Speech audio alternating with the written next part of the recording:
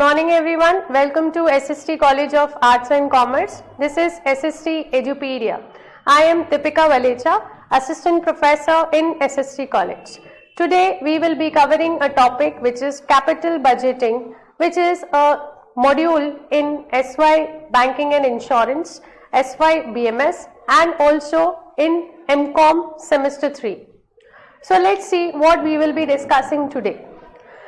First of all, introduction about capital budgeting, its objectives, process of capital budgeting, importance of capital budgeting, its advantages and disadvantages, and also the various techniques relating to the capital budgeting with examples. So let's see, what do you mean by capital budgeting? It refers to a process of evaluating the investments and huge expenses in order to obtain the best returns on the investments. Whenever a company plans to make a huge investment, for example, if a company wants to expand its business, or else if the company wants a huge investment in terms of the new machinery, automated machines, so a huge investment is required. Then if a company is going to make a huge investment, they have to take the decisions like which option or which particular machine will be better, which will give the returns to the company as fast as it can possible, and also whether that particular investment will be profitable for the company or not. That calculation we can do with the help of capital budgeting decisions. So there are n number of techniques with the help of which capital budgeting can be done. So it also includes the process of decisions regarding the disinvestments, that is a decision to sell off the unit as well. If we want to sell off a particular unit, whether it will be a profitable or not, that also is covered under capital budgeting methods. Now coming to the objectives of capital budgeting, it have three different objectives, which are selecting the profitable projects, capital expenditure control, and finding out the right source of funds. First of all, selecting the profitable projects. Whenever we talk about the profitable projects, if any company is making the investment, anyone will think about the particular project or a plan where the profit is there, that will be selected. For example, if I want to purchase a particular, say for example, mobile phone, so I will be selecting on the basis of the various constraints. For example, it may be the budget, if it may be the type of the camera which I am looking for, or else the various features relating to it. It may be the brand loyalty also. So when a company do the same, in that same sense, if the company is going for the capital budgeting decisions, they think for the most profitable project which will be there, that will be selected. Next is capital expenditure control. Whenever we are talking about the huge investments, it's very important to also control the heavy expenditures. Like we need to do the optimum utilization with a minimum cost. So at this point, capital budgeting helps to control the capital decisions, capital expenses. Also, we will be able to find out the right source of funds where the company will take the funds. For example, it may be own funds or the borrowed funds from where the company can raise its funds. Capital budgeting helps us to decide that also. Coming to the capital budgeting decisions, either if a company will accept or reject the decision, or there will be the possibility of two various decisions like mutually exclusive project decisions. That refers to a particular specific decisions which are related to a particular unit or else a particular thing which is not connected with any other project. And also we have a third method, which is capital rationing. What do you mean by capital rationing? Here the company is fixing up the budget limit. Say for example, company has a investment which is restricted up to 10 lakhs. So if there are 5 various options available for selecting a particular project, so company will do the rationing in it. That means company will select the combinations of the projects which will be giving them a higher profit based on the various techniques. That refers to here we will consider the maximum limit of the budget which is there. We will not go beyond that budget. If the budget is fixed, which is of 10 lakhs, then the company will go for a project selection with where the maximum, that is the capital budget, is also covered, and also with the help of it we are also earning the profits as well, which are the maximum profits. Now coming to the next, which is process of capital budgeting. First of all, a company should identify the potential investment opportunities.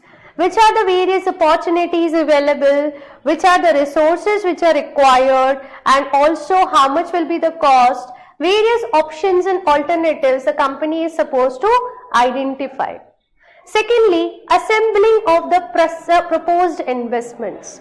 Now where we are going to make the investments, we should analyze and we should make a rough chart like how much will be the investment cost and how much we are going to spend and how much we are going to earn. Then the company will take the decision which option should be selected from the various available options. And finally, they will also take the review on the performance. If company selected a project out of the 3 projects A, B and C, then how much the company will earn in the project A, then that of B and C. That performance review will be taken first, and after that only the company will take the decision to implement that particular project. And also finally, preparation of the capital budget and appropriation. And accordingly, company will take the decision to plan for the capital budget, like how much, where and how the amount is going to be distributed for successful completion of the project. Now, importance of capital budgeting. Why capital budgeting decisions are important for any institute or for any organization? First of all, it is an essential tool in financial management. It is a tool for decision making where the company will take the proper methodology and also it is helpful to take the decisions. It's a systematic analysis of projects. We can do the proper analysis with the help of the various techniques. There are probability and also non-probability methods available with the help of which the decisions can be taken, and we can plan for the future prospects relating to that particular project. It is helpful for the long-term decision making. Capital refers to long-term decision planning. So here, if a company wants to make the planning for more than 10 years, more than 5 years, then the company will take the help of capital budgeting. It provides the wide range of projects. A company and its analyst can take the help of various methods and analyze the various projects available. It may be there are 5 various projects available, and out of that 5, the one which is most profitable, that can be selected. It is helpful in measuring the risk. With the help of the probability methods and also non-probability methods, the capital budgeting is helpful for measuring the risk associated with the project so that company can take the proper decision. And it is effective cost of capital method. Here, the cost of capital relating to the particular project is properly determined, with the help of which it is easy to control the cost relating to the project. Here, advantages and disadvantages of capital budgeting. First of all, coming to the advantages, it evaluates the investment plans. It identifies the risk, as already we have discussed. It identifies the risk and it is helpful for the purpose of evaluating various investment plans. We can choose our decisions and our projects very wisely, and even we can also control the cost by making the proper investment. How much is the investment budget is required, that only we can do, not more, that is not the over or the under investments. And also with the help of a proper decision making, we can maximize the shareholders' wealth and we can control the project expenditures. Now coming to the disadvantages of this method, capital budgeting, it is irreversible decisions. See, capital budgeting is something which is a long-term decision making. So once if the decision is taken, so that cannot be reversible decision, with that we cannot reverse, because it's a huge investment is involved and we are taking that decisions for the longer duration. Rely on the assumption. There are various assumptions which are to be taken care in using the various techniques relating to the capital budgeting. That assumptions may change as per the situation. It involves the higher risk as we are taking the capital decisions. So a huge investment is involved. So it involves the higher level of risk. And this is the uncertain based on the various situation. The capital budgeting decisions, we take once the decision, but if the situations change, so here the possibility of losses are there. And it ignores the non-financial aspects. Capital budgeting is totally dependent on the financial aspects, whereas there are various non-financial aspects which are to be considered. Here in these techniques, the non-financial aspects are totally ignored. So there are the various techniques of capital budgeting. Coming to the various techniques, we have two types of techniques. One is traditional techniques and modern techniques.